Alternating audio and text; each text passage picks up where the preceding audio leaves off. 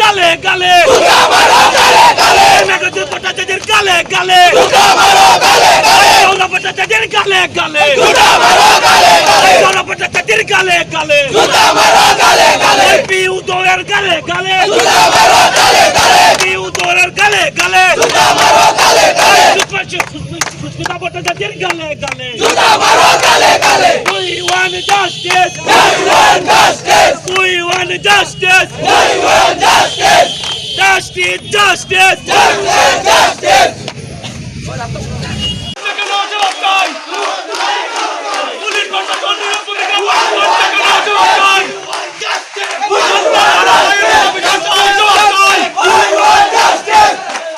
প্রসেনজিতের হত্যাকারীকে 4 দিন অতিক্রান্ত হওয়ার পরেও পুলিশ প্রশাসন নীরব ভূমিকায় আছে। আমরা এর জন্য জবাব চাই।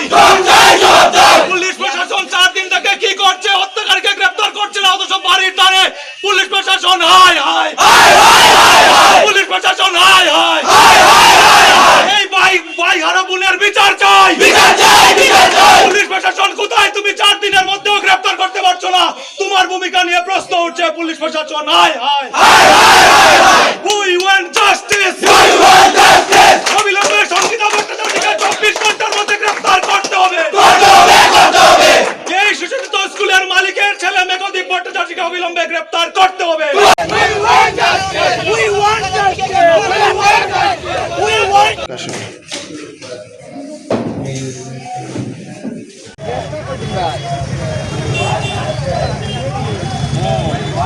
তোমাদের দিতেই হবে।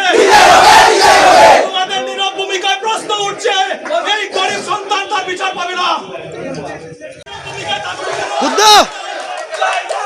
পুলিশ প্রশাসন নীরব ভূমিকায় থাকছে কেন? জবাব চাই।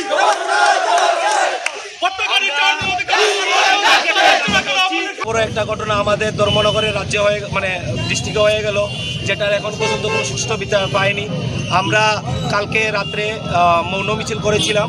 তা আমাদের মৌন মিছিলের মূল উদ্দেশ্য ছিল যে আমরা প্রশাসনের সাথে আছি, প্রশাসন যাতে আসামিকে গ্রেপ্তার করে। কিন্তু কালকে ওই মিছিল করার পরেও 6-7 ঘন্টা পেরিয়ে গেল, এখন পর্যন্ত প্রশাসনের কোনো আমরা ভূমিকা দেখতে পাইনি। তার কারণে আজকে আমরা আন্দোলনে নেমেছি।